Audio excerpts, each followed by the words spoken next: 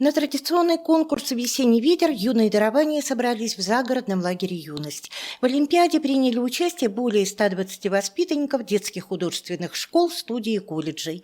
На творческие состязания по живописи, графике, теории, истории и искусства приехали ребята из Димитровграда, Ульяновска, Тольятти, Казани и других городов. Чтобы приехать сюда на конкурс, ребята проходят серьезный отбор. Не все желающие приезжают, самые хорошие, работоспособные, талантливые, креативные ребятки. Довольно-таки сложно, то есть это такой интенсив, они просто работают все время. В свободное время, в кавычках, которые у них есть, они выполняют еще в корпусах вот это командный конкурс, творческое задание в комнатах. Потом его будут в конце защищать. Вот так вот.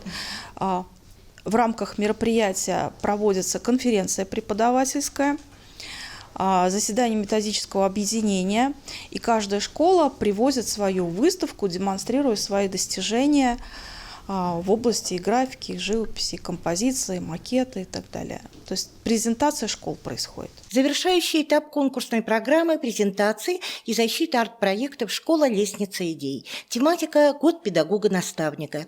Ребята рисовали образы учителей и школьную дружбу.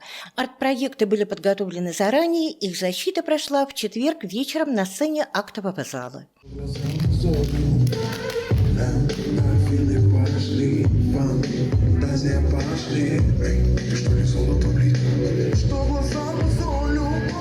Для каждого проекта команды подготовили театрализованные представления.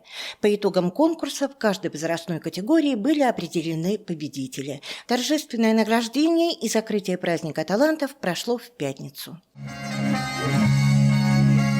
Султанова София, Казань.